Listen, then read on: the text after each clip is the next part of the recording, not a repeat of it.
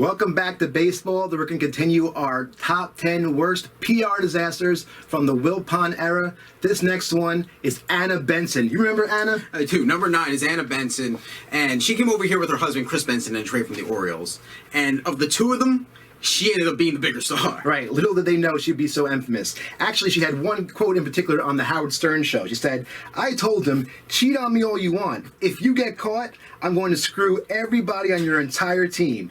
Coaches, trainers, players, I would do everyone on his whole team." On the whole team. What about the Bat Boys? Even the Bat Boys, everyone from the grounds crew up. Vendors, you name it. That's ridiculous. I don't know how you go on TV and on radio and say that. Howard, you're a genius. And it wasn't just a talk either, because later on she actually did some infamous stuff that we're going to get into right now. So we had the Christmas party too, so we'll show you that as well. But getting into our video, this is number 9, Anna Benson. The baseball wife who assaulted her New York Mets pitcher husband. She was armed with a gun, a knife, a hatchet, and 2 of these. It was all just thrown in my purse. You just carry this around in your purse? Her version of the story. I wouldn't change a thing other than I wish I would have whacked him. Anna Benson in her own words. I believed that they were going to kill me. Why didn't they just shoot you? Because I'm a badass bitch. My soon-to-be ex-wife has gotten into my house. She's brandishing a gun. She has a gun? Yes. Where is she right now? She's in the house and I'm downstairs in the basement. What, has she threatened you with that gun? Yes. Does she live there? No. What? Okay, what is she wearing? She's wearing a bulletproof vest. She's wearing a bulletproof vest? Yes. Anna Benson also had an expandable baton, an ammo belt, and a knife. I mean, oh my God. What a crazy slut. That was... Could you believe it? So we have to tell you too, that wasn't it. That wasn't just that 911 call. It wasn't just her on Dr. Phil.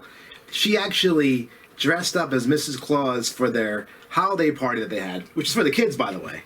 Shows up looking like a complete tramp. Won't somebody think of the children? No one thought of the children, but she was thinking of the children, and they're probably still thinking about her after that.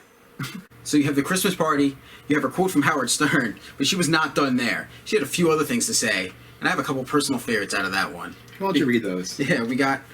I just hope they don't sign Pedro, because I'm not touching his little friend.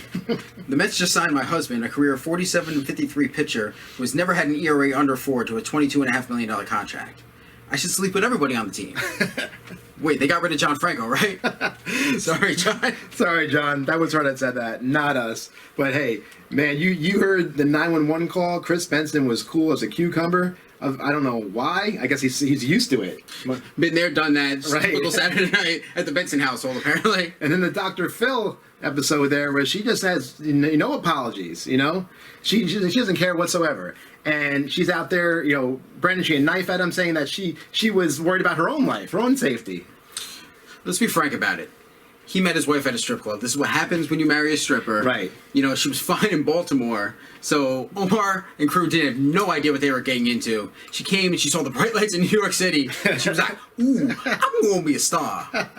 And she sure was, man. I tell you, no one will ever forget that. I mean, what were you thinking? Omar, again, we covered you on the last one, but still, this one's your fault too. You should have known better. But you bring her in, all that baggage comes with it, and there's a whole lot of baggage there. So much. So much. But hey, look at her now. I mean, as compared to then. You had this picture showing you from the holiday party where there was a bunch of kids gathered around, and that was pretty inappropriate. But did she look hot?